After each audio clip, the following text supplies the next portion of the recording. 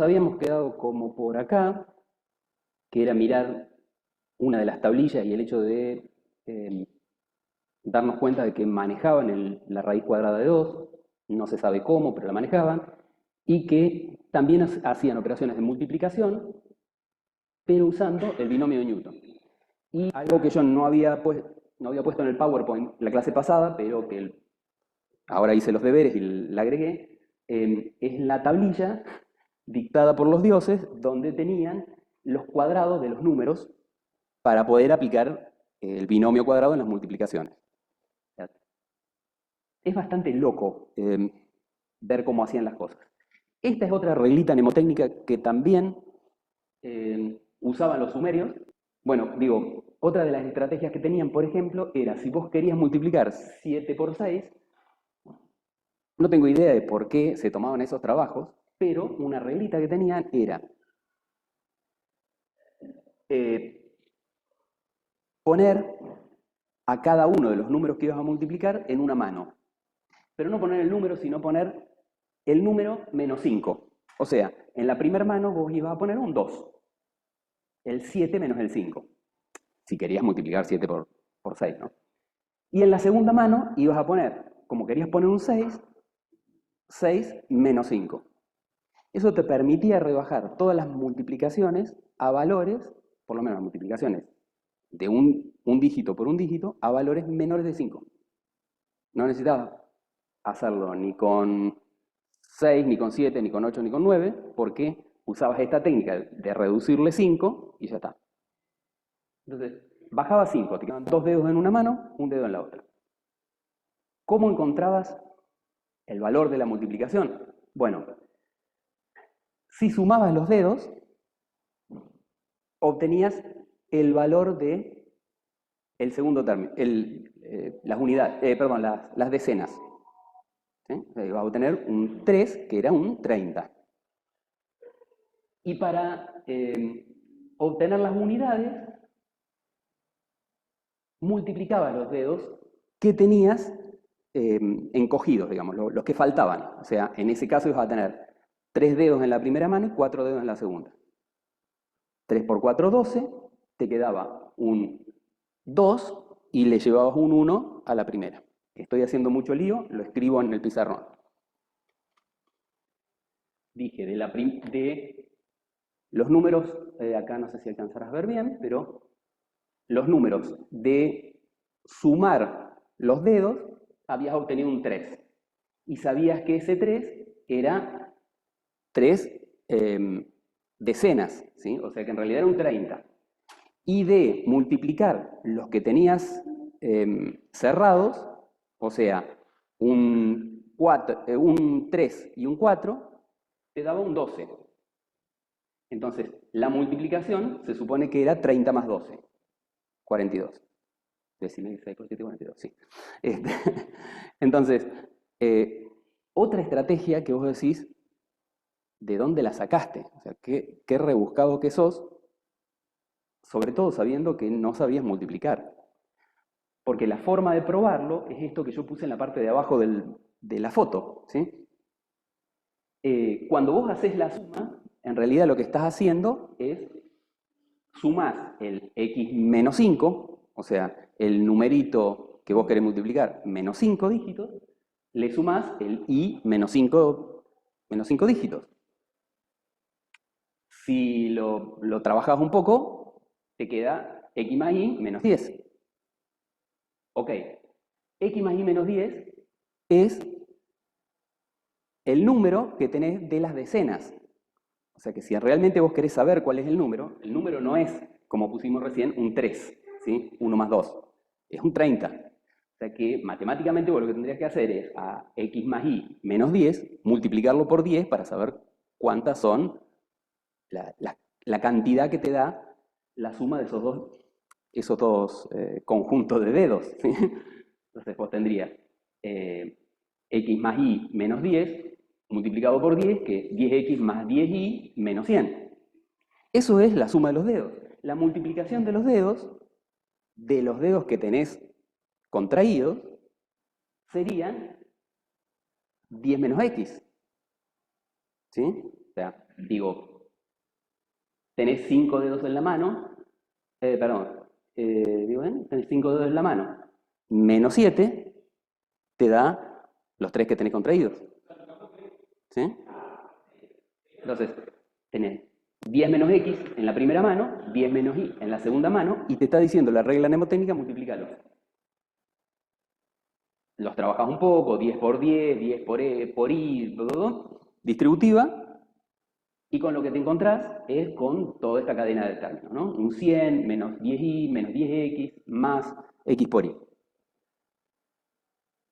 Sumás el número que te dio, que fue lo que hicimos, un 30 más 12, ¿sí? Sumás el número que te dio, sumar los dedos, más multiplicar los que tenías contraído, y te da toda esta cadena de términos, que se te simplifican y lo único que te queda es x por y. O sea, digo, esto es una demostración de que la reglita mnemotécnica que usaban funcionaba, funciona.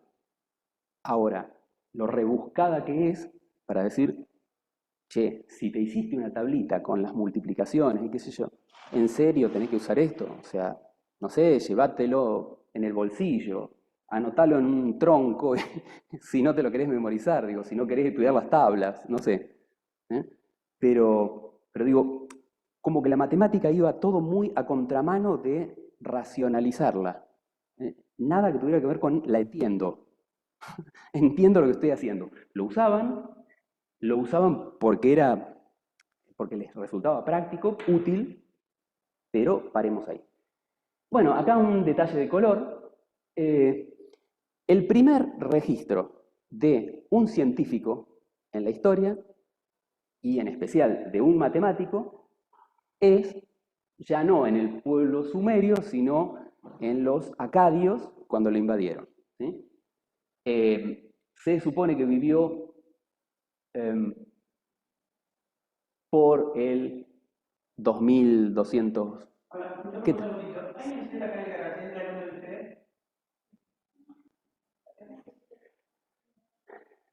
2250 a.C., más o menos, que fue cuando invadieron los acadios. Era hija, ¿sí? Eduana era hija de Sargón I, el rey de los acadios, que invadió Sumer.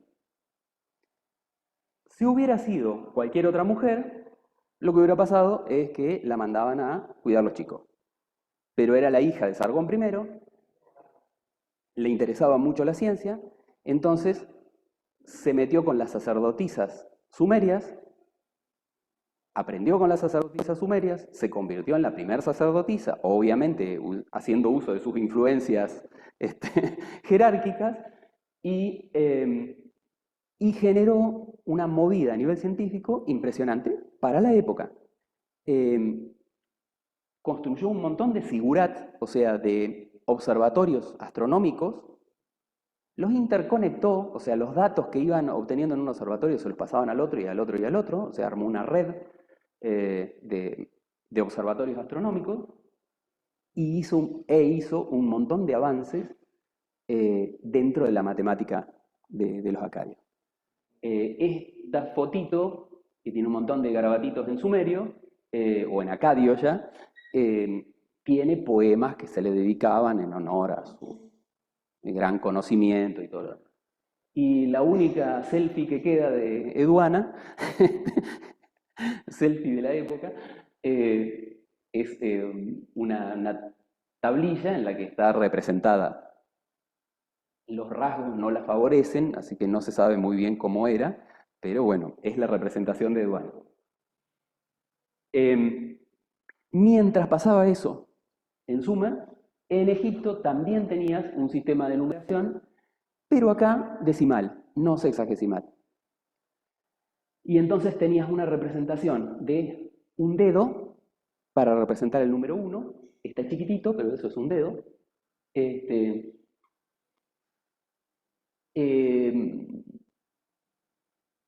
Un arco, que los usaban mucho así para mostrar respeto y honores y qué sé yo, a las personas las hacían pasar por abajo de un arco como diciendo, wow, qué digno que sos. Por eso es que los romanos después cuando empiezan a conquistar cosas, a los a las ciudades, a los pueblos a donde van, si son importantes los lugares a donde van, se hacen construir un arco del triunfo. Tenés arcos del triunfo en Francia, tenés arcos del triunfo en Roma, tenés arcos del triunfo en Egipto, no estoy seguro, pero en casi todos los lugares metían un arco como, bueno, yo voy a entrar a la ciudad, pero entro con honores. ¿Sí? El 100 lo representaban supuestamente con una vara de junco enroscada. Bueno, no sé si dibujaban muy bien los muchachos, pero, digamos, puse ahí unas cuantas representaciones distintas de distintos jeroglíficos donde se encontraron ese dibujo con pintas diferentes de acuerdo al autor. ¿Sí? Una flor de loto para representar el 1000. Para hacer el 100.000 es o un renacuajo o todas sus variantes hasta sapo, ¿sí? O hasta rana. Y para hacer el 1.000.000 y todos los números más grandes, porque ya a partir de ahí como que no le daban, decían, bueno, es 1.000.000 o infinito, ¿sí? y dejaban de contar, una persona levantando las manos en adoración a Dios. Así que esos eran los numeritos, eran un poco más trabajosos de representar. No, está bien, el dedo es el 1, ahí está. Entonces, cuando querían hacer una suma, por ejemplo, de 8.352, hacían 8 flores de loto, 3 juncos enroscados, 5 arcos de triunfo, y ya está. Y el 1, una vara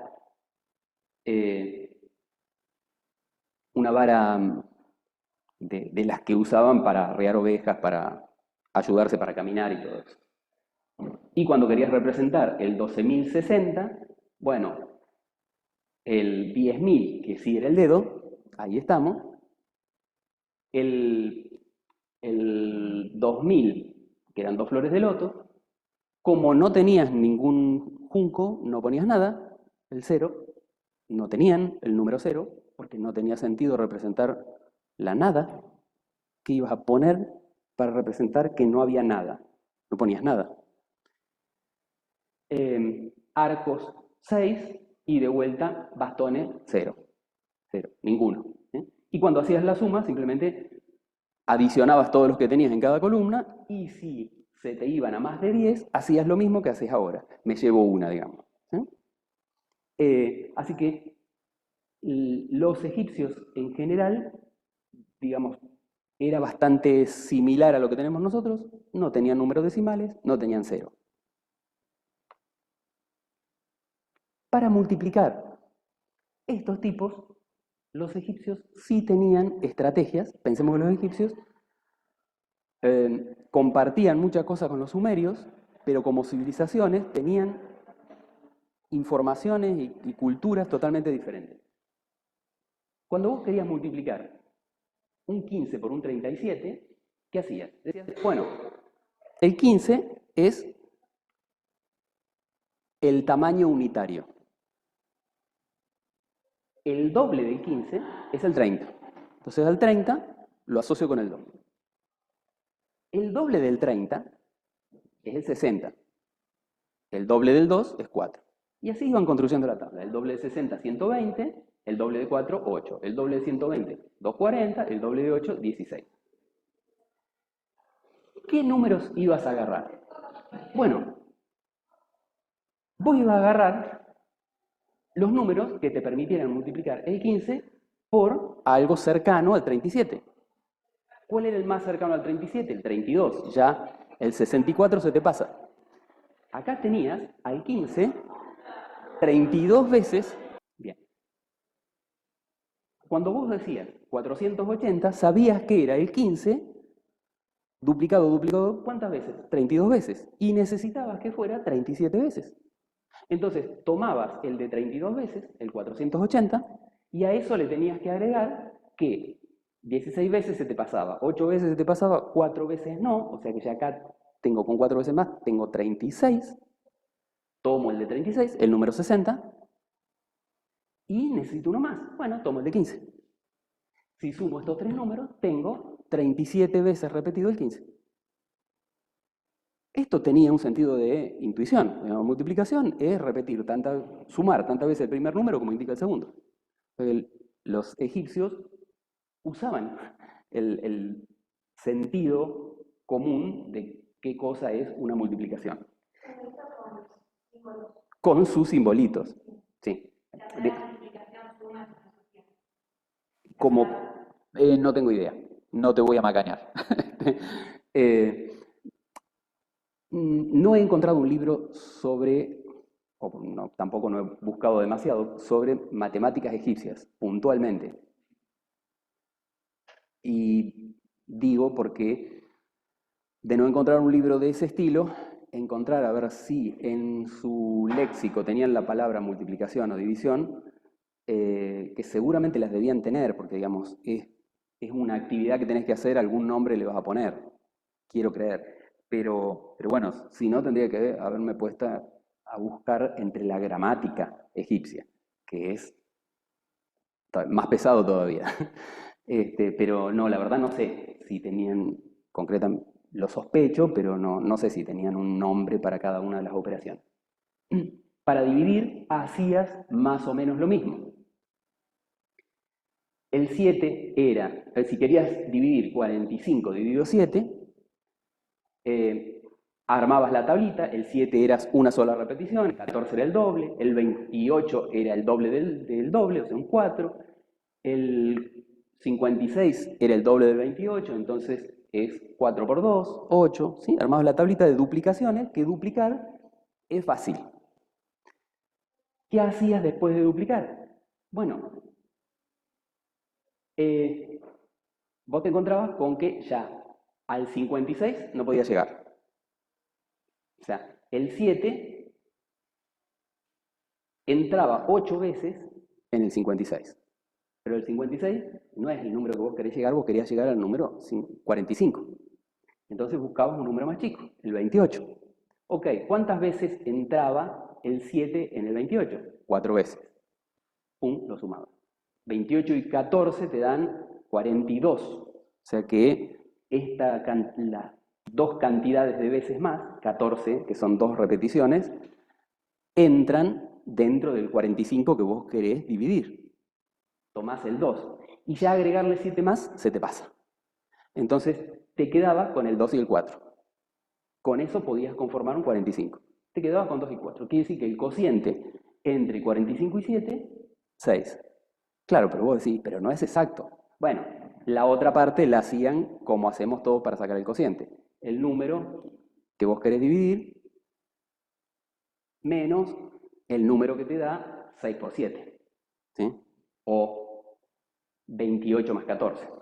¿Sí? Y eso te da 3. O sea, el resto 3 también lo obtenían. Digo, los egipcios sí estaban usando mucho mejor la aritmética que los sumerios. La geometría era mejor, la geometría sumeria, pero la aritmética, porque tenían mejores operaciones, era mejor la egipcia.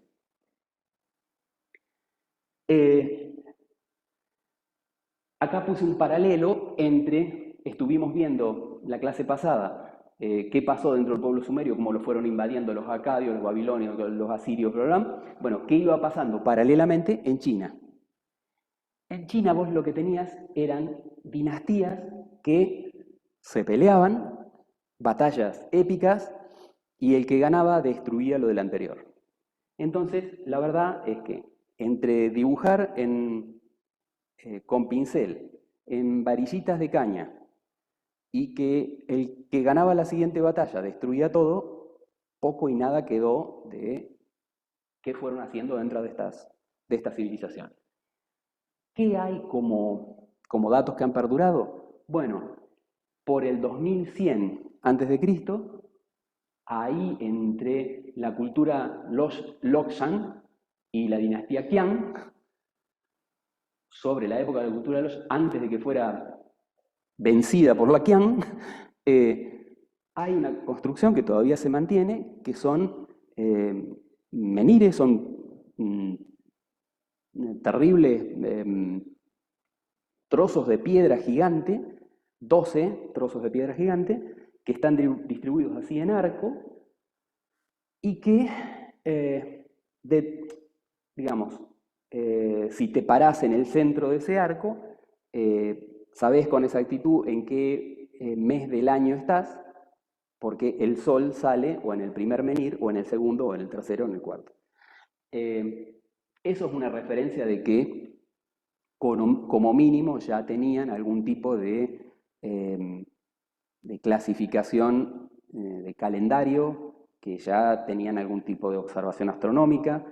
Digo, algunas cosas venían haciendo 2100 años antes de Cristo, pero ya les digo, no queda mucho del asunto. ¿Dónde te empezás a encontrar con los primeros hallazgos matemáticos? En la dinastía Yang, que es mucho más calma. La dinastía Yang es donde aparecen los grandes filósofos, esto de Lao Tse, ¿sí? Todos estos muchachos que predicaban el amor al prójimo, la pacificación del espíritu y bla, bla, bla. ¿Sí? En esa época te empezás a encontrar con los primeros hallazgos matemáticos. Y de lo que más hay es recién de 100 años después de Cristo, que es cuando uno de los secretarios, de los primer ministros, o como sea que se llamaran en esa época, de la dinastía Han, inventa el papel. Entonces, cuando inventan el papel, empieza a ser mucho más prolífera la copia de cosas y llegan hasta nuestros días. ¿Qué llega hasta nuestros días? Bueno, unas cosas medias. Digamos, los primeros datos en papel están destruidísimos, pero se llegaron a encontrar una primera numeración, es la que vos en la pantalla estás viendo arriba a la derecha, una primera numeración muy antigua, no se la tiene clasificada, han operado con eso. Una segunda numeración posterior y la actual, que es la que figura abajo de todo y que está en la fotito de las manos, porque también las representan los números con los dedos. No como los hacemos nosotros, o no totalmente, sabe que son más rebuscados para representar un 3, por ejemplo. O sea, nosotros ponemos el dedo gordo y los otros dos, esto hacen así, para complicarlo. Pero bueno, como ven, es una numeración también decimal. ¿Sí? Operaciones de los chinos. Cuando querías multiplicar, y digo, a mí me gusta esta estrategia porque me parece muy piola si te toca dar matemática en la primaria o querés hacer alguna reflexión intuitiva de qué estás haciendo cuando estás multiplicando. Porque el planteo, ¿cuál es? Si yo quiero multiplicar 336 por 24, pongo 3, 3, 6, o sea, 3 rayitas verticales, 3 rayitas verticales, 6 rayitas verticales. Representé el número 336. Y después lo cruzo con el 24. 2 rayitas horizontales, 4 rayitas horizontales. ¿Qué es lo que tiene de estratégico esto? Que acá vos tenés cruzados unidades con decenas y unidades con centenas. Decenas con centenas, decenas con decenas. O sea, tenés todos los intercambios que vos haces cuando haces una multiplicación de las versiones que hacemos nosotros con la mnemotecnia que hacemos nosotros. Que no es otra cosa que multiplicar cada número por los números de la columna superior, de la línea superior, e irlos poniendo en columnas de unidades, decenas o centenas. Ahora fíjense cuál es la estrategia que hacían ellos. Yo voy a cruzar unidades con unidades. La unidad del primer número, el 6, con la unidad del segundo número, que es el 4. Unidades con unidades se me cruzan acá, en los puntitos rojos. Si miro, la cantidad que tengo es 6 por 4, 24 puntitos rojos. Bien, acá voy a tener 24 puntitos rojos, acá yo dejé el 4 solamente, me llevo 2. Ahora cruzo unidades con decenas. La unidad 6 con la decena del 20, del 24. Y la unidad 4 del 24 con la decena del 3. Entonces me encuentro con que 6 por 2, 12 puntitos verdes, 3 por 4, 12 puntitos verdes de este lado. 12 y 12, 24, y 2 que me llevaba de los puntitos rojos, 2 decimales que me llevaba, 26. Dejo el 6, me llevo 2 para los amarillos. De vuelta, acá voy a cruzar decenas con decenas o unidades con centenas. La centena del 300 con las unidades del 4, o decena con decena, el 20 con el 30. Y acá me encuentro, cuando cruzo el 20 con el 30, 6 puntitos amarillos, y cuando cruzo el 300 con el 4, 12 puntitos amarillos. 6 y 12, me olvidé, 18, y 2 que me llevaba, 20. Y me quedaba por hacer decenas con centenas, ¿sí? Que es el 3 por el 2, 6, y 2 que me llevaba, 8. Ahí estaba, ahí cerrado. El número completo es 8064.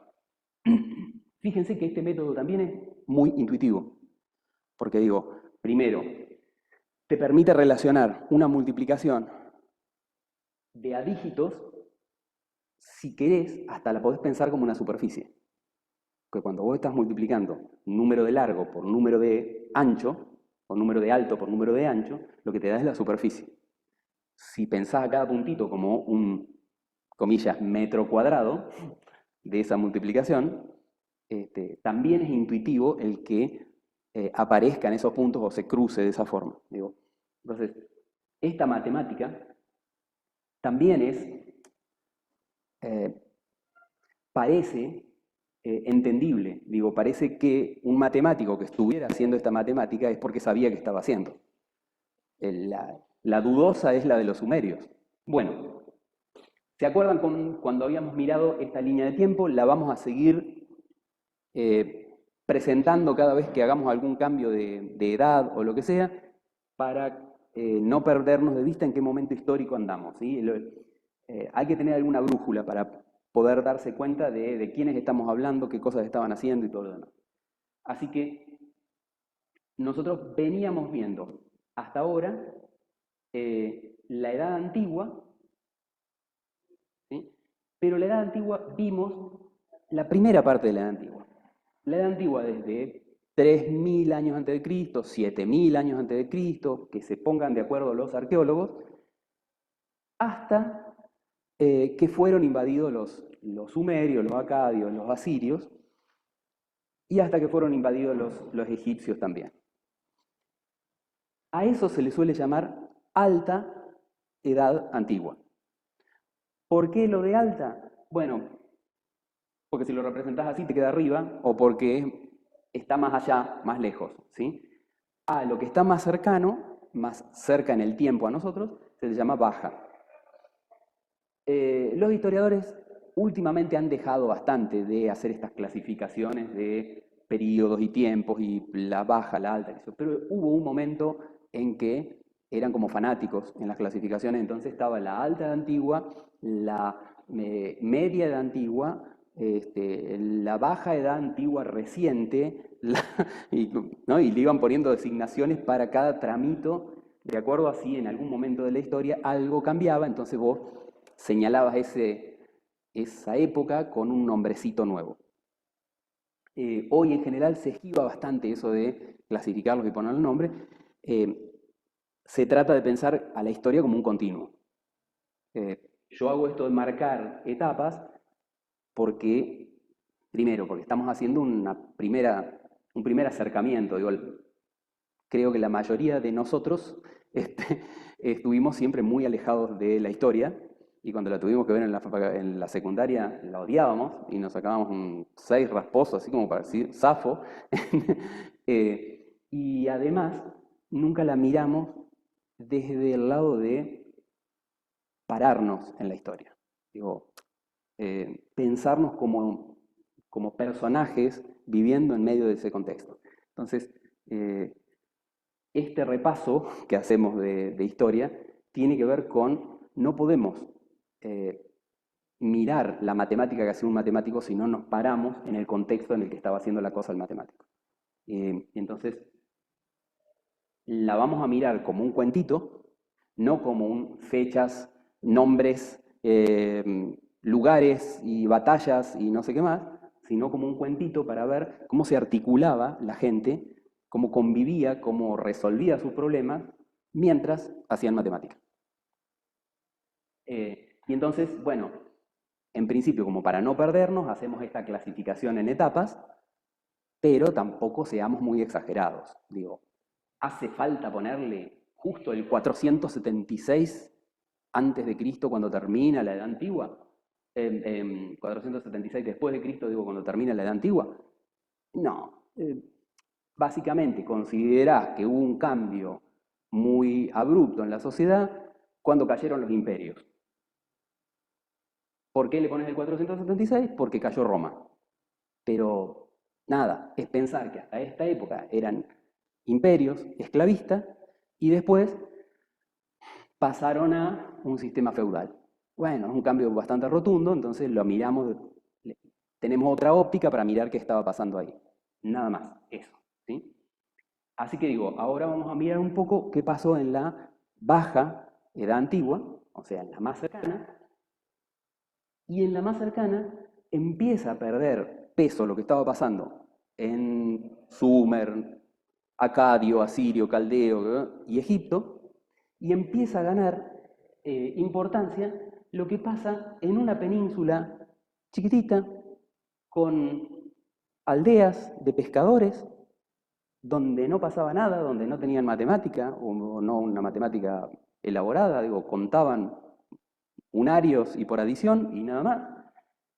Pero resulta que, oh casualidad, 1200 años antes de Cristo, bueno, un poco antes también, o sea, 2700 años antes de Cristo, aparecen los minoicos invadiendo, y la civilización minoica es esa que terminan siendo pescadores en esa península. Vienen los aqueos, son los tipos más violentos, invaden en el 1600, y hasta ahí siguen siendo pescadores, viven de los frutos del mar y de las hojas verdes de la costa, y paremos de contar. Para el 1200 antes de Cristo, no es casual, bueno, recordemos que por esa época venían rajándose todos del enojo de los dioses de Sumer, y un pueblo que se había pasado unos cuantos cientos de años viviendo por acá arriba, en la zona que ahora podés decir que pertenece a Rusia, bajan e invaden lo que hoy es Grecia. ¿Sí? Esa península es Grecia. Estos pueblos son conocidos como la raza aria. ¿Cuál es la raza aria? Uno dice raza aria, alemanes. No, porque en realidad la raza aria era la raza de los sumerios, que sale para un lado como judíos y para otro lado, después de unos cuantos cientos de años, como los dóricos. Los dóricos y después los jónicos, otro grupo más que había estado boyando por acá al lado. Digo, Sumer está por acá, y lo que sucedió, para la derecha en el mapa, después del Asia Menor, ¿sí? Te venís más acá, está como por acá Sumer, y lo que habían hecho era escapar de acá, unos hacia el suroeste y terminaron en Egipto, los judíos, y otros hacia el norte y terminaron por un tiempo en lo que ahora sería Rusia. Y de ahí bajaron como grupos jónicos y después, como grupos dóricos y después como jónicos. ¿Y qué pasa con la raza aria de los alemanes? Bueno, los alemanes, cuando se descubrieron todos estos datos arqueológicos, qué sé yo, y que era la primera civilización, la más avanzada, que habían construido las pirámides, que tenían matemática, que tenían astronomía, que bla, bla, bla, dijeron, somos la raza superior. ¿De quién descendemos? De los más sabios de todos los seres del planeta Tierra. Entonces, El tema era ser arios. La incoherencia en todo eso es que, tratando de imponerse como los arios legítimos, decían que la raza inferior eran los judíos, los arios. O sea, el otro grupo que había salido del mismo lugar. ¿Sí? Eh, sí, bueno. Bueno, hay toda una historia de que en realidad emigraron. No sé, es raro, digo, por la zona de Alemania, Noruega y todo ese sector, se encontraron más de los grupos, digamos, descendientes de neandertales que de los sapiens sapiens, digamos, la que se supone que fue la cadena que continuó hasta el momento. Hoy sabemos que estamos todos mezclados, pero bueno, es más, uno de los primeros hombres fechados que se encontró digamos, al norte de Italia, congelado, o sea, momia natural. Le hicieron el ADN hace poquitito tiempo y se encontraron con que tenían ADN de lugareños, de gente de ese lugar, y ADN de turcos.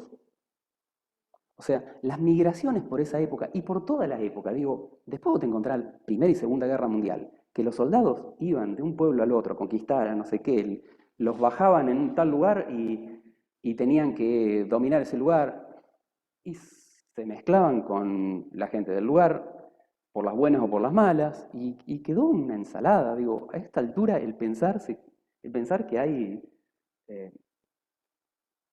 así etnias puras ya casi no se encuentran, ¿no? Pero bueno, cuentito. Llegaron los dóricos. Los dóricos más, sobre todo, eran bastante violentos, digamos. Tenían mucho la cultura de el manejo de las armas, de el entrenarse para la batalla, el culto al cuerpo bien formado, bla, bla, bla, y se instalaron en la costa oeste de Grecia. Cuando llegaron los jónicos se instalaron en esta parte amarilla de Grecia, o sea, sobre el mar Egeo, y los jónicos tenían más el posicionamiento de hacer reflotar la ciencia, mejorar en cuanto a cultura, darle importancia a la belleza y todo lo demás. Como los pueblos que se instalaron en forma precaria en esto de voy, invado y me asiento en tal lugar y punto, la primera estructura que tuvieron cuando se instalaron fue la de hacer polis. ¿Qué es polis? Polis es, cada ciudad tiene sus propias reglas de juego, tiene sus leyes, y ¿quiénes deciden si la cosa está bien o está mal, qué se hace y qué no se hace? Los ciudadanos de esa ciudad, mano alzada, entonces deciden que sí y que no. Las polis, entre polis, no se interferían, salvo que hubiera algún problema puntual y alguna redecilla entre ellas, pero en general no se interferían. Y si alguien de una polis, un ciudadano de una polis, quería ir a otra polis, bueno, guarda que sos extranjero. Está bien, no sos esclavo, no sos sirviente, pero tampoco vengas acá a levantar la mano y a decidir por nosotros.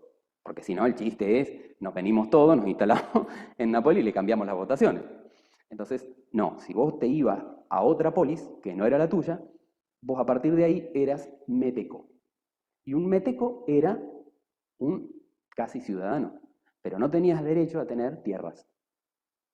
Entonces, sí o sí, si ibas a alguna ciudad, ibas sabiendo de que alguien iba a tener que acogerte como un empleado o lo que sea, de alguna familia acomodada, te iban a pagar, tenías derechos, todo lo demás, pero no me robes tierras, no me robes el voto.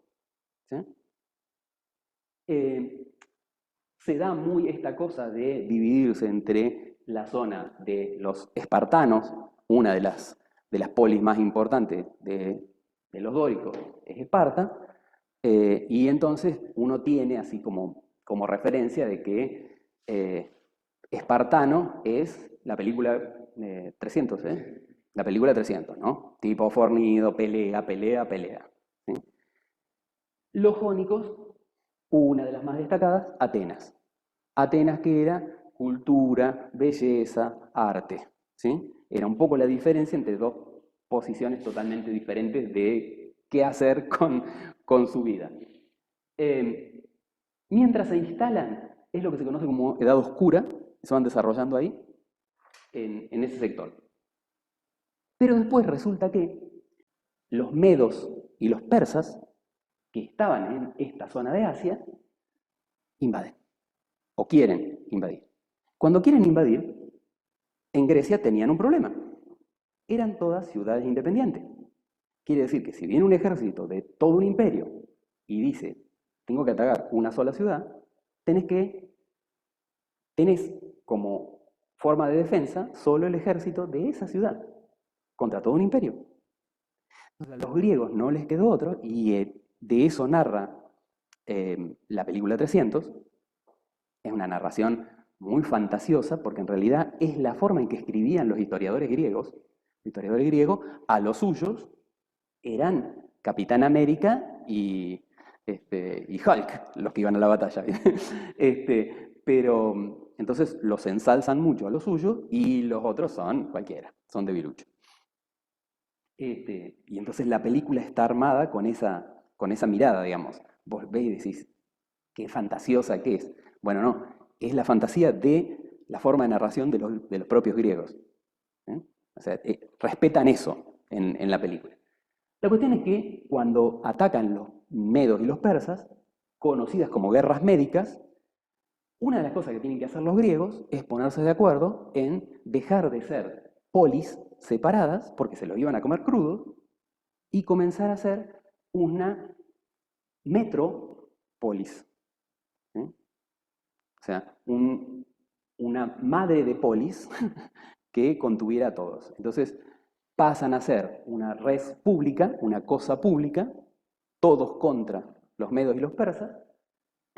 Ahí ocurren las guerras médicas y ahí se unifica el Estado. Cuando se unifica el Estado, resulta que ahora el que representa a esa unificación, el presidente de esa res pública, o el líder de esa res pública, ahora ya tiene que empezar a pensar por toda esa ciudadanía y a comenzar a pelear y defenderse de los grupos que atacan. Hasta Alejandro Magno, la cosa era defenderse solamente dentro de Grecia y mantenerse ahí. Alejandro Magno tuvo una postura media mesiánica, se creía iluminado por Dios, y entonces creía que lo que él estaba haciendo en Grecia era lo que iba a salvar a la humanidad de todo el planeta, y empieza a invadir para contagiar a todos los pueblos.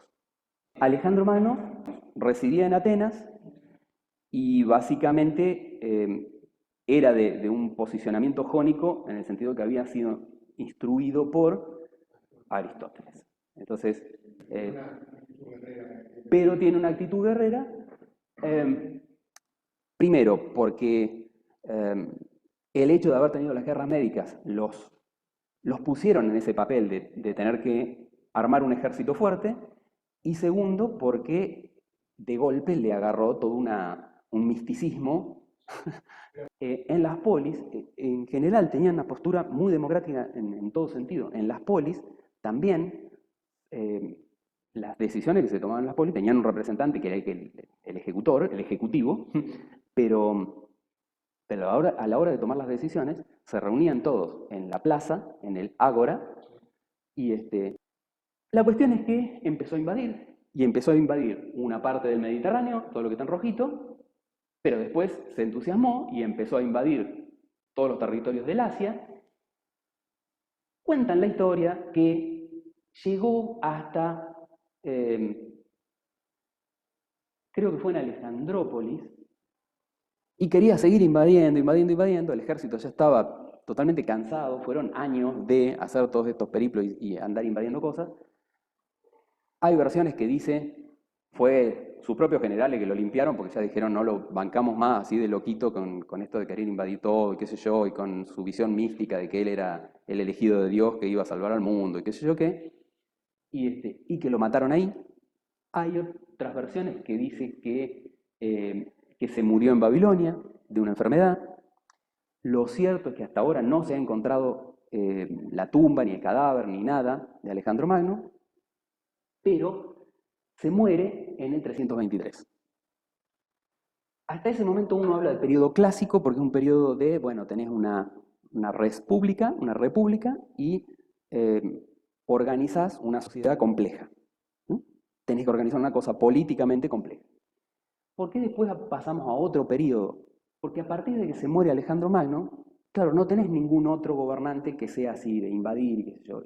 En general, Grecia empieza a retraerse, a decir, bueno, vamos a seguir gobernando lo que tenemos, negociemos, y vuelven a achicar el territorio.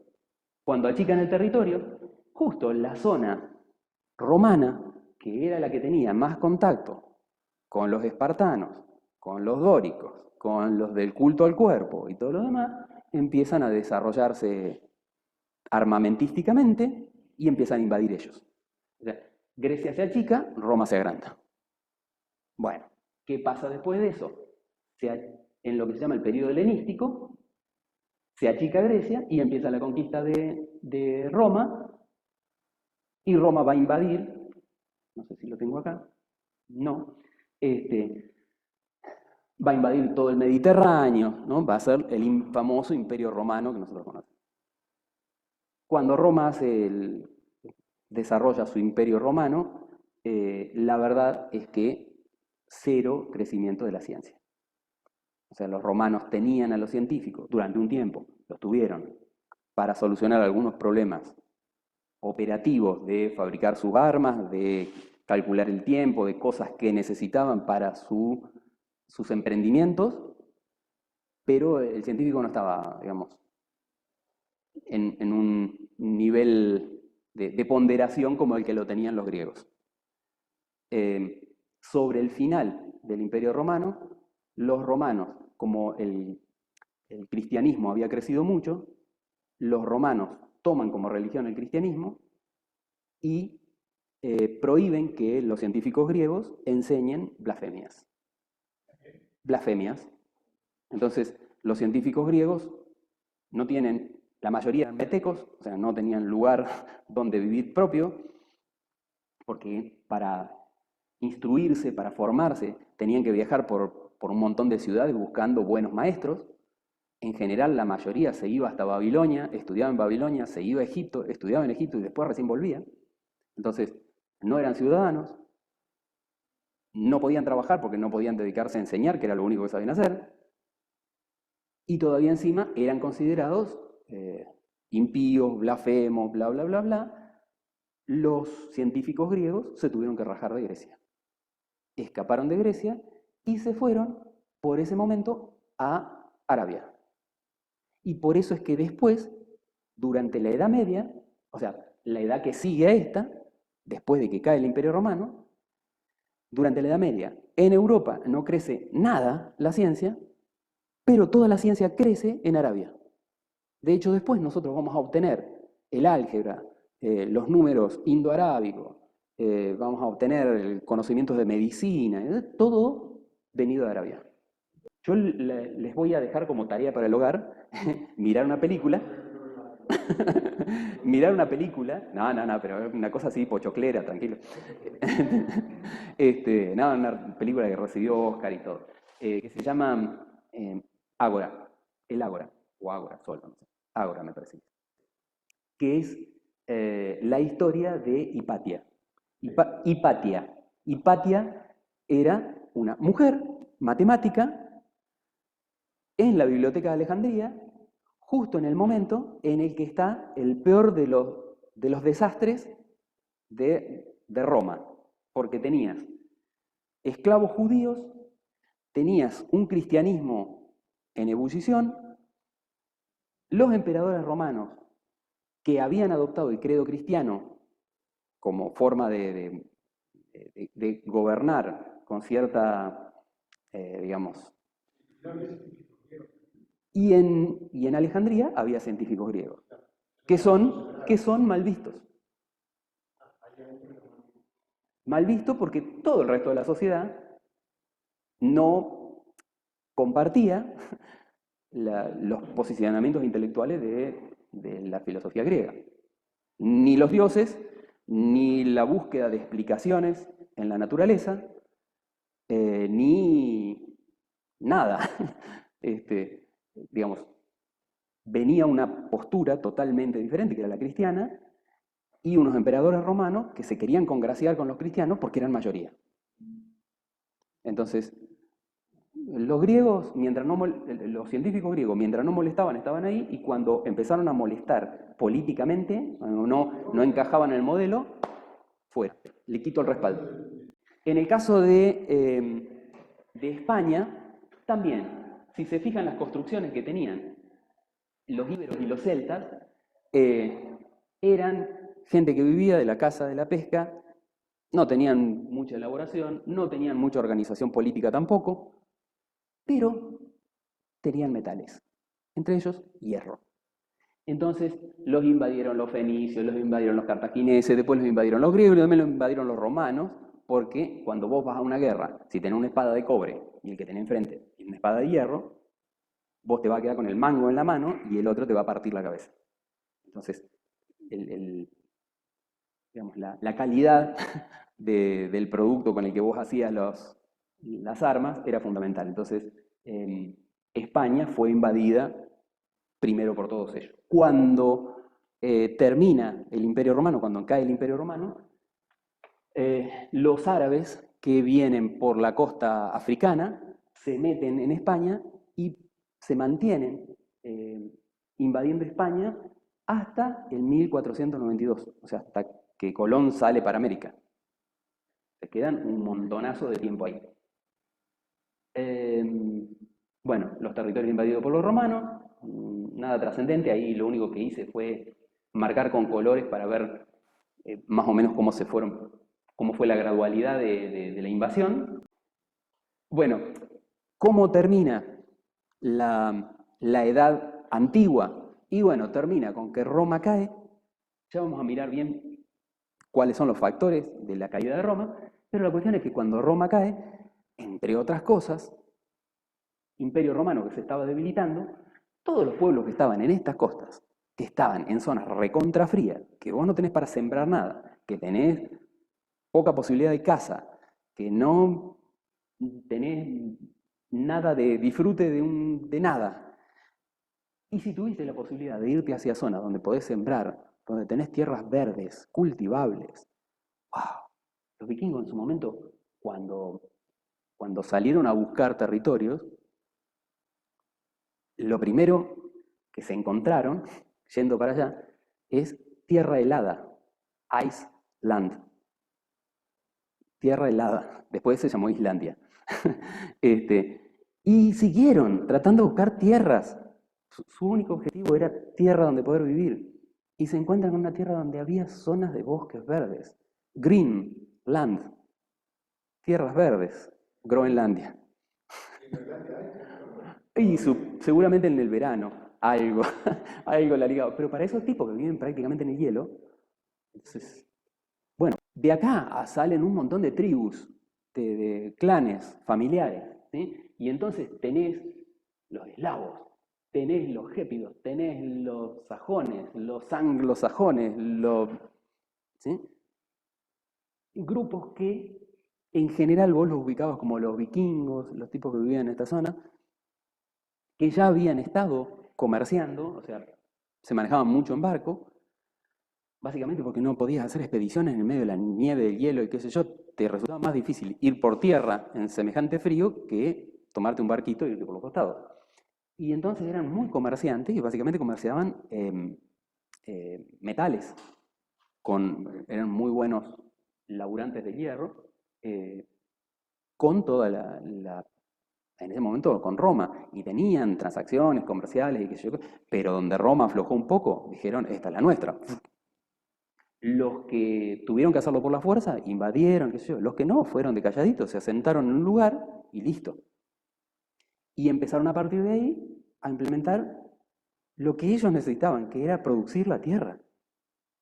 Los romanos producían, pero la verdad es que no le daban demasiada bolilla, estaban más enfrascados en su cuestión de la política y las argucias, digamos, era toda una cuestión de los entretelones de palacio, digamos, en,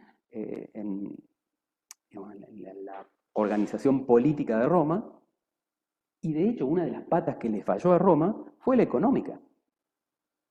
No le dieron bolilla al tema producción. Cosa que tendríamos que aprender en esta época también, pero bueno.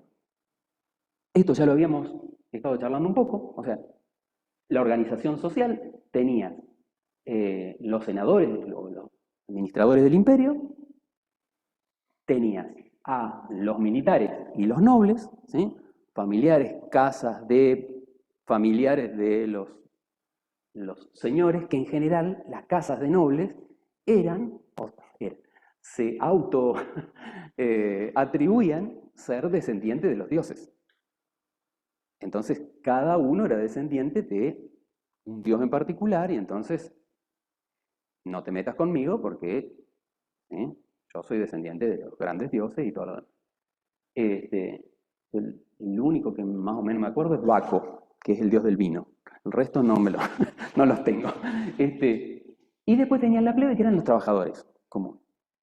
En estos, en este grupo estaba el grupo de los ciudadanos. Estos habían nacido, son libres.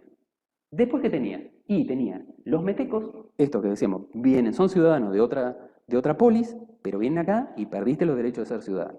Vas a ser laburante con escasos derechos. ¿Quiénes más tenían pocos derechos? Las mujeres, obviamente.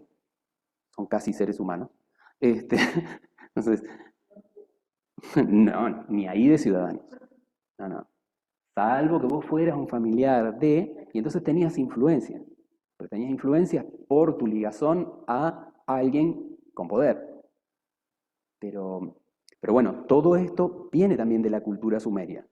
Los dioses sumerios se encargaron de dejar bien claro que la descendencia era a través del primogénito varón. O sea, la mujer no valía, vos podías tener 70 mujeres y recién cuando tuvieras al hijo número 71, si era varón, ese sí. Y bueno, y después tenían los esclavos, ¿no? Los libertos, vos podías tener la posibilidad, porque alguno de los ciudadanos que te tenía como esclavo decidía que vos habías hecho mérito, te quería mucho, lo que sea, y te liberaba. Que era un arma de doble filo. ¿Por qué? Porque mientras vos eras esclavo, a vos nadie te tocaba, porque vos pertenecías a algún ciudadano. Entonces, tenías un grado de seguridad que no se metían con vos, pero porque eras propiedad de otro. Y tenías asegurada casa y comida. ¿Qué no tenías asegurado? Y no tenías asegurado que si se levantaba medio revirado uno de los ciudadanos y te quería castigar por algo que consideraba que vos habías hecho mal, te castigaba. Matarte, en la gran mayoría de las polis, estaba prohibido matar a los esclavos, salvo que saliera de una decisión del ágora. O sea, todos los ciudadanos se reunían y decían, bueno, sí, realmente se lo merece.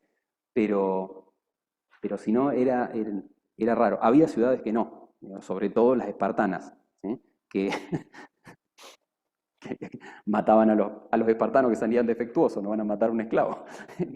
Pues nacías con una mancha y no servías, porque ya venías medio fallado. Entonces no servías para tener un cuerpo olímpico para el ejército y para las pruebas de atletismo, qué sé yo. Entonces te llevaban a la roca Tarpeya, un precipicio, y te ofrendaban a los dioses. Entonces así tenían una civilización con todos muy puros y ordenaditos. ¿Por qué conté todo eso? Ahora nos vamos a meter en la matemática. ¿Sí? Ya sé que están podridos que les cuente que historia. Ahora nos vamos a meter en la matemática. Eso que les dije de qué venía pasando con la forma en que se fue organizando la sociedad griega, bueno, métele un paralelo en qué iba pasando con los científicos y sobre todo con los matemáticos. ¿Por qué? Porque en el periodo arcaico O sea, cuando todavía eran polis, los científicos en las polis, ¿qué estaban? Y estaban interesados en conocer la naturaleza y adquirir conocimiento y no sé qué, y eran los que se iban a Babilonia a estudiar, eran los que se iban a Egipto a estudiar y volvían y enseñaban y ponían una escuela y no sé qué, y se dedicaban a estudiar y a entender la naturaleza. Cuando empieza la República, el periodo clásico, y la República se expande con Alejandro Magno, qué sé yo, y de golpe vos tenés culturas diferentes en tu propia república, tenés lenguajes diferentes, opiniones diferentes, razas diferentes, y todo eso son tuyos. Entonces vos ya no tenés más la mirada de un ciudadano de tu polis, ahora tenés que tener una visión cosmopolita. ¿Sí? Uso a propósito las palabras para que se entienda de dónde vienen. ¿Sí? O sea, ahora la polis, la sociedad política en la que vas a vivir, es el cosmos, es el total.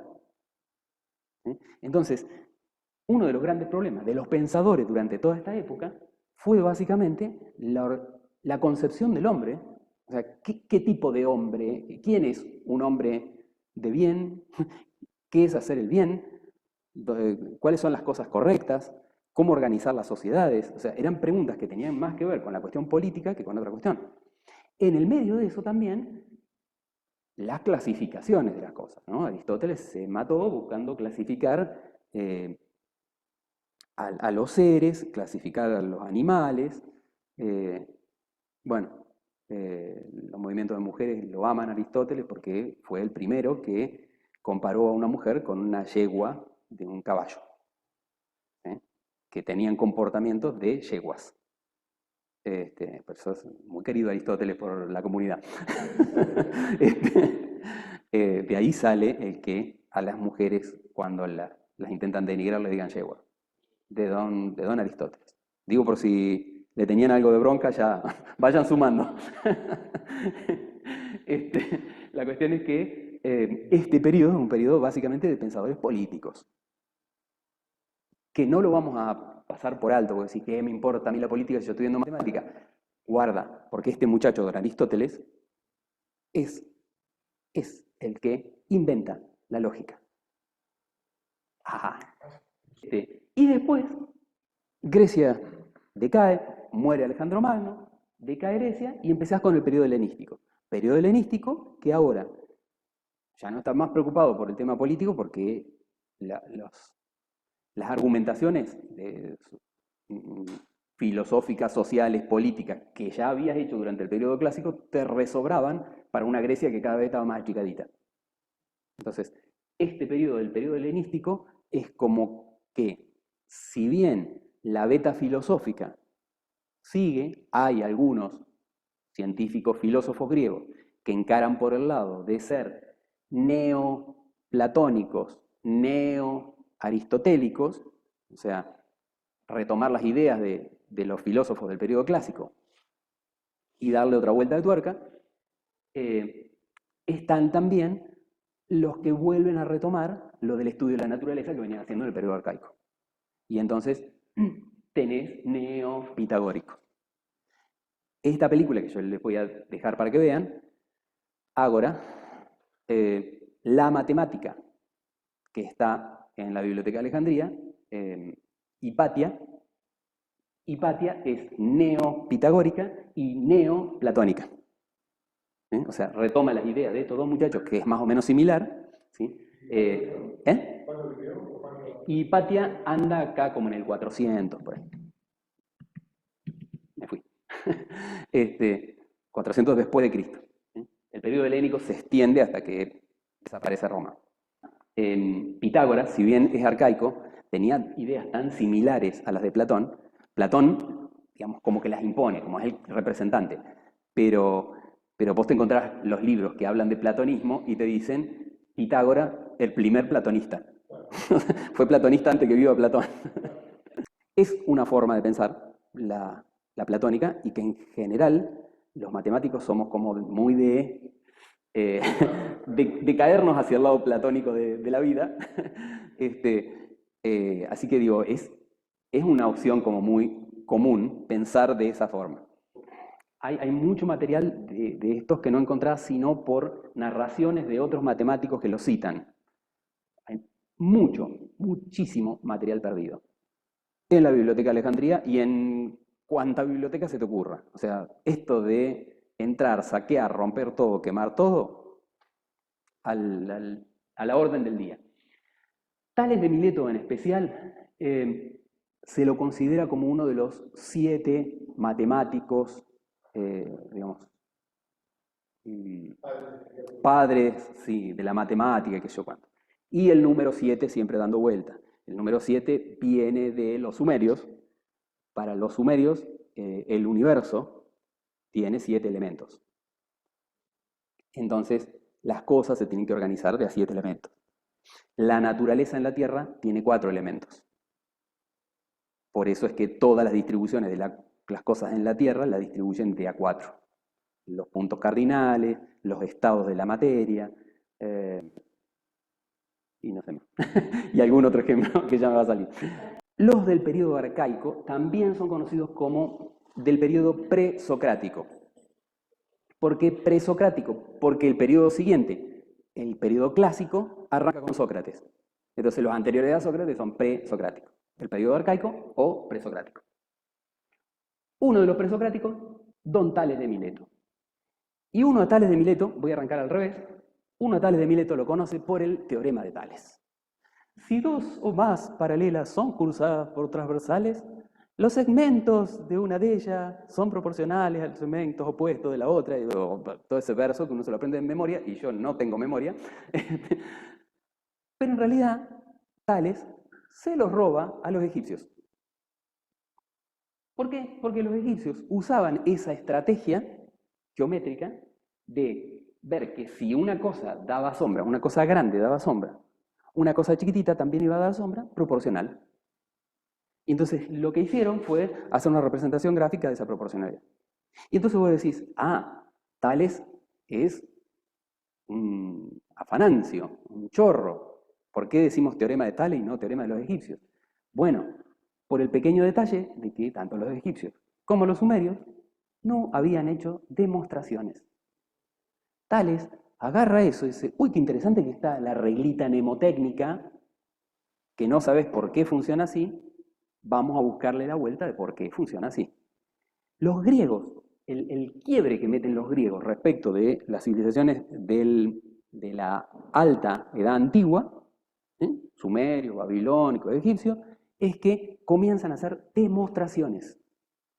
Prácticamente manejan la misma matemática, pero la demuestran. O sea, le encuentran el porqué de usar esas recetas de cocina que venían usando los anteriores. Y entonces ahora vuelvo. Este muchacho, como casi todos los filósofos de la época, trataban de entender la naturaleza, o sea, no eran matemáticos, biólogos, filósofos. No, no entiendo nada, quiero entender. Venga todo y vamos a ver qué sale. Así que, entre otras cosas,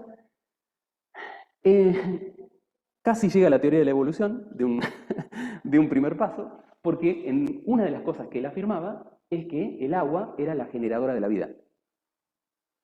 ¿Y por qué afirmaba que el agua era la generadora de la vida? Porque habían encontrado sobre la zona continental, o sea, bien adentro de la península griega, conchillas, moluscos, caracoles de mar, o sea, bichitos marinos que no tendrían por qué estar a semejante altura dentro del territorio. Algo parecido a lo que nos sucede a nosotros en el oeste pampeano. Que vos te vas al oeste y te encontrás con que en el medio de los cerros Bayos tenés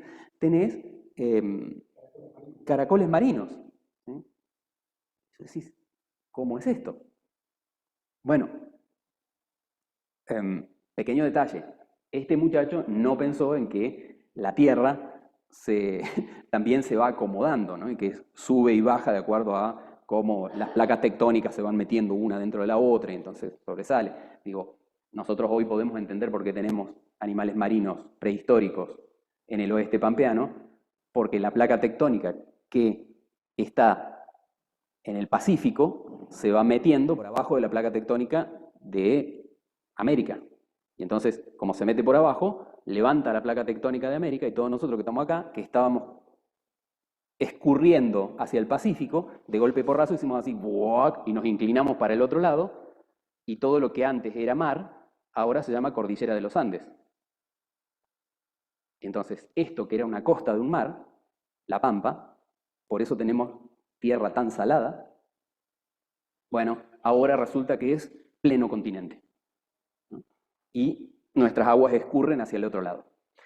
Salvo ese detalle que él no lo tenía previsto, era tener demasiada imaginación por aquella época, él lo que dijo es, si yo encuentro animales marinos prehistóricos en la Tierra, es señal de que en un momento toda la Tierra estaba ocupada por agua y la vida se originó en el agua.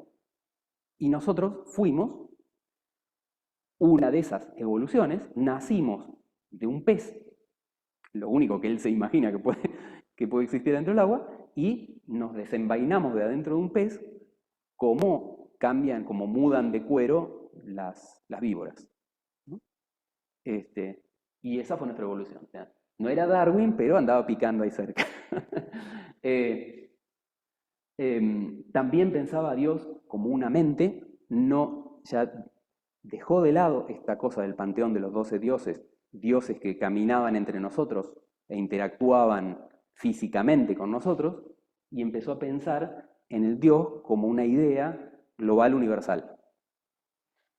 Y después, en lo que hace a lo nuestro, a la matemática, detalle, los griegos prácticamente hicieron muy poco en forma numérica, porque los números que tenían eran números muy precarios. Los números eran números naturales, los representaban con las letras del alfabeto griego y no podía sumar, dividir, ¿no? Desastrosos esos numeritos. No tenían el cero, entonces su matemática era muy precaria, matemática numérica era muy precaria, que usaban la geometría. Casi todos los desarrollos griegos son geométricos.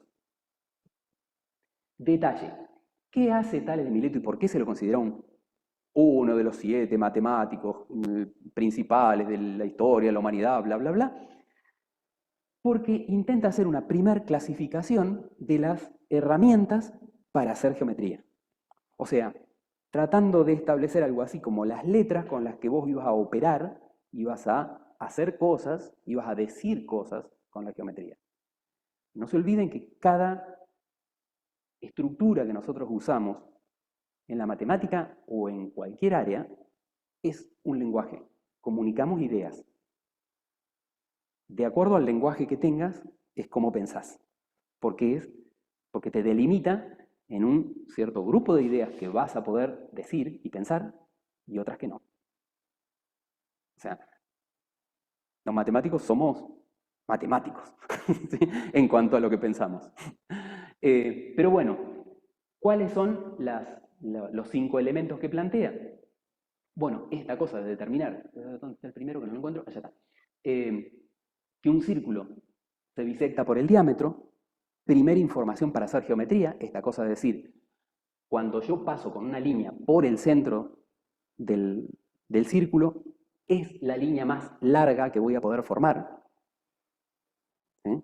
Y me divide el círculo en 2 partes. Esto como elemento para laburar en geometría, saber de que si yo paso por el centro, me quedo con 2 semicírculos iguales y que esta es la línea más larga, es un dato para operar, para poder trabajar dentro de la matemática.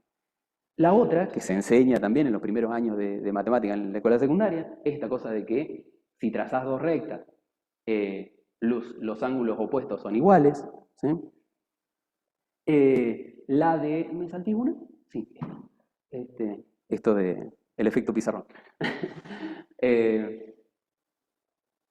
Bueno, los ángulos de la base de un triángulo con 2 lados iguales tienen ángulos iguales, ¿sí? Nada, estas cosas que uno ya las da como obvias, pero cuando vos tenés que dar geometría en primero o segundo año, las tenés que dar. Y son los desarrollos que hizo este muchacho 500, 600 años antes de Cristo. ¿Sí? Sí, van a ser iguales si tienen un lado y 2 ángulos iguales. ¿Sí? Y después este otro... bueno, que el ángulo inscripto en un semicírculo, o sea, este angulito forma un ángulo de recto sea, cada vez que vos estableces una tangente, un semicírculo, qué sé yo, encontrás un ángulo recto en el círculo. ¿Herramientas para qué? Herramientas para operar dentro de la matemática. Don Pitágoras de Salo. Don Pitágoras es bastante más complejo porque el tipo no solo hizo una matemática, creó una religión a partir de la matemática. O sea, así como con el lenguaje que operamos, es como pensamos. ¿Qué planteaba don Pitágoras? Primero, sí, que había un Dios máximo, que estaba más allá de la materia, que la única forma de encontrar a eso que estaba más allá de la materia era a través de elevarse intelectualmente hasta entenderlo. Y ese elevarse intelectualmente hasta entenderlo era entender un lenguaje tan perfecto para describirlo como el de las matemáticas.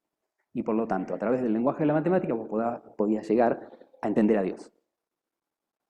Así que don Pitágoras empieza a construir cosas como, por ejemplo, los números triangulares, y eran números que tenían características que los podías agrupar en forma de triángulos. Y estos números triangulares tenían cualidades, así como uno hoy los separa en números pares e impares, o primos y no primos, ¿no? Él los separaba en triangulares y cuadrados. Los triangulares tenían propiedades buenas, porque el 3 es el número sagrado de Dios, y en cambio los cuadrados tenían propiedades maléficas, no buenas, digámosle. A don Pitágoras, a quien se le atribuye el teorema de Pitágoras, que también es un afano. El teorema de Pitágoras también lo tenían los sumerios. Los sumerios ya laburaban con el teorema de Pitágoras, con el detalle de que receta de cocina. De vuelta, no sabían por qué estaban haciendo lo que estaban haciendo. O por lo menos si lo sabían, nosotros no nos enteramos. Digo, no hay ningún registro que te haga ver que realmente dominaban la esencia de lo que estaban haciendo. Tenés todo tablas para usarlo como recetas y no otra cosa. Nada, esto que presenté acá con dibujitos es una de las 180 y pico formas de demostraciones del teorema de Pitágoras que hay en la actualidad. Don Pitágoras no lo demostró de esta forma, pero yo puse esta porque me resultó mucho más didáctica a la hora de representarlo, ¿no? Si vos tenés un triángulo, las propiedades que van a tener el cuadrado del lado B, o sea, un cuadradito con lados iguales de valor B, un cuadradito con lados iguales de valor A y un cuadradito con lados iguales de valor C, yo lo que voy a tener que demostrar es que estos dos cuadraditos caben exactamente adentro de este. Entonces empiezo a hacer macanas, como por ejemplo, cortarlos en pedazos y hacer que el triangulito naranja fuerte entre en el espacio de más arriba y el triangulito verde entre en el espacio de más arriba y el verde clarito entre en el otro espacio y después lo corto por la mitad y lo meto acá adentro y me queda justo exacto. Forma de demostración. Si uno quiere encontrar una forma de demostración mucho más rápida y que se caigan así de cabeza los pibes, hacete con esto una pecera. La han visto. ¿Sí? Te haces una pecera, así como el segundo dibujito, no el triangulito, sino el de al lado. ¿Sí? Te haces una pecerita con un cuadradito naranja, un cuadradito verde y un cuadradito azul, y el triangulito del medio lo dejas macizo, digamos, que no le entre agua. ¿Eh? Que vos tengas una pecerita de espesor 1 centímetro, una cosa así, finita, de un cuadrado así, pero de un espesor finito. Celeste abajo, un cuadrado de espesor finito B cuadrado y un cuadrado de espesor finito A cuadrado. ¿Qué haces? Llenás con líquido el de abajo, el celeste, lo llenás, y dejas una comunicación entre el celeste, el verde y el naranja. Entonces, una vez que lo llenaste todo al celeste, das vuelta, girás, y el agua se va a ir del celeste al verde y al naranja. Y como todos tienen el mismo espesor, el agua que estaba en el celeste ocupa exactamente el espacio del verde y del naranja juntos. Entonces, vos lo podés ir dando vueltas y ver que el azul cae en el verde y el naranja, o el verde y el naranja caen en el azul, exactamente. Es una forma mucho más didáctica, menos precisa desde el punto de vista matemático, porque tendrías que entrar a hacer aclaraciones de que el volumen con lados iguales y bla, bla, bla. Pero pero está piola a la hora de, qué sé yo, en muchos museos de estos prohibido no tocar, que vos vas a recorrer, bueno, como el laboratorio itinerante que tienen acá en el departamento de física, que vos vas y toqueteas todo y haces cosas y qué sé yo, este es un clásico, tener una rueda giratoria con los triangulitos estos y te muestran que el agua llena exacto. Una de las cosas que hace Don Pitágoras es una maldad, porque una de las cosas que Pitágoras creía, y justo demuestra lo contrario, hay que tener fortaleza para eso, una de las cosas que creía era que Dios era capaz de representar en la naturaleza absolutamente todo. Todo. ¿Cuál es el problema de la inconmensurabilidad de la raíz cuadrada de 2? Uno dice, bueno, Dios puede representar la raíz cuadrada de Dios en la naturaleza. ¿Cómo que no? Ok, si la puedo representar, es que es un número fraccionario.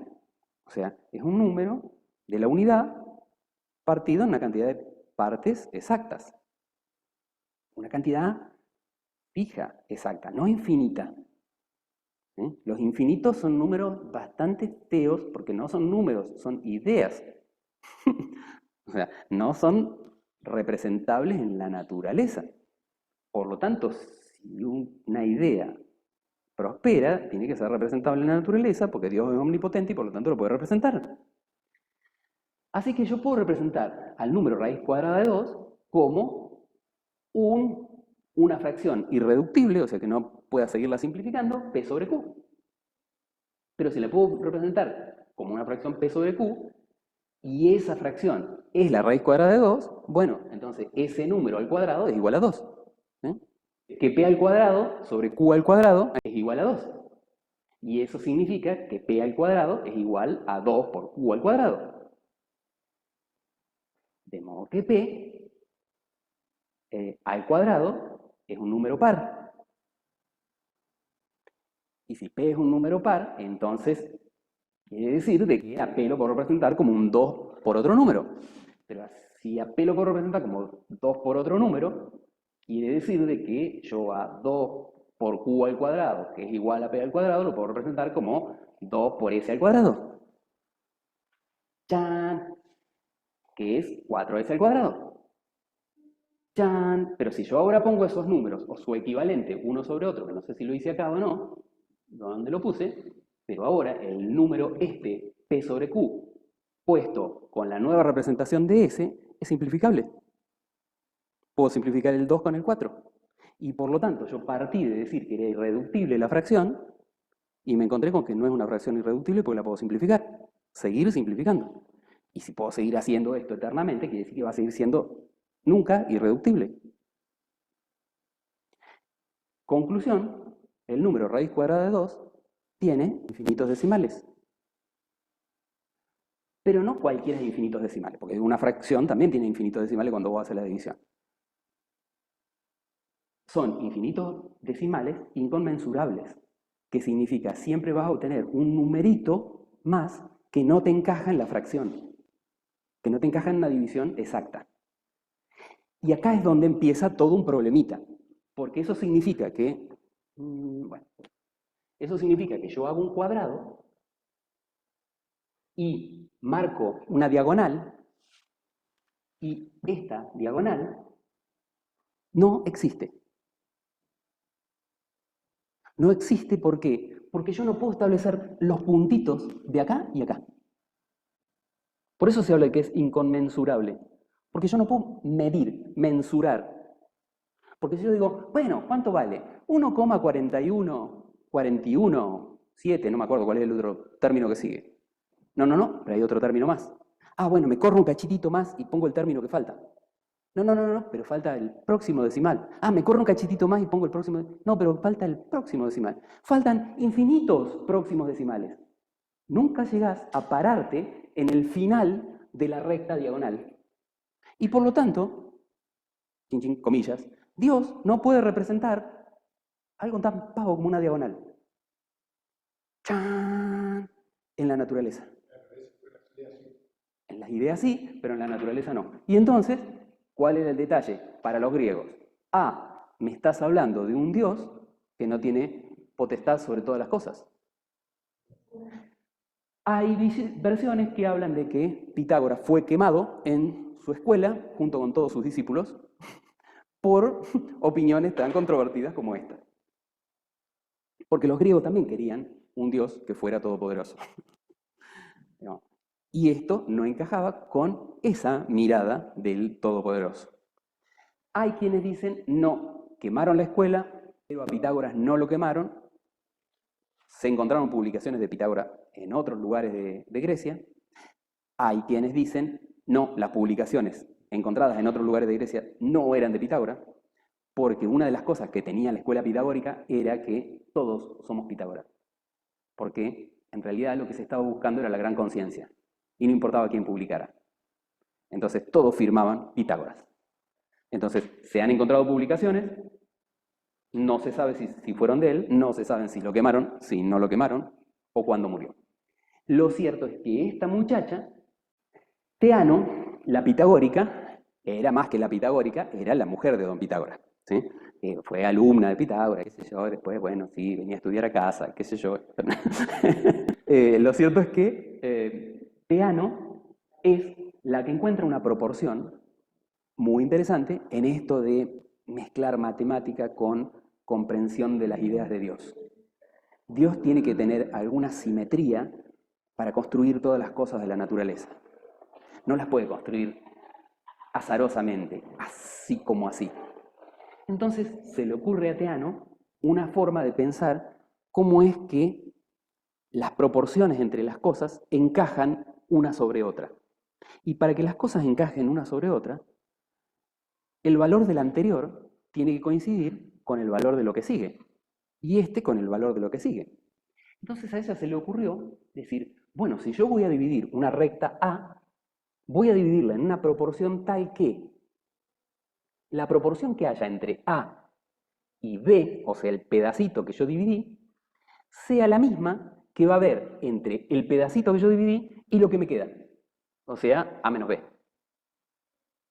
¿Sí? ¿Por qué? Porque esto me deja la proporción exacta para decir, bueno, ahora yo a este A menos B lo puedo dividir en una proporción tal que el pedacito que quede me deje la posibilidad de dividirlo en el pedacito que quede, y una de las fracciones va encajando adentro de las otras. Esta proporción de A sobre B tiene que ser igual a B sobre A menos B, esto que estábamos diciendo recién. Si esta proporción vos la llevás a sacar la cuenta de la proporción que hay, qué sé yo, te encontrás con un número así de loquito. Este se lo conoce como número áureo, o número de oro, áureo, ¿sí? Y esa proporción áurea es la que va a caracterizar casi todas las construcciones que van a hacer los griegos de ahí en más. La Acrópolis de Atenas tiene estas proporciones, las estatuas griegas tienen estas proporciones, entre altura y ancho, por ejemplo.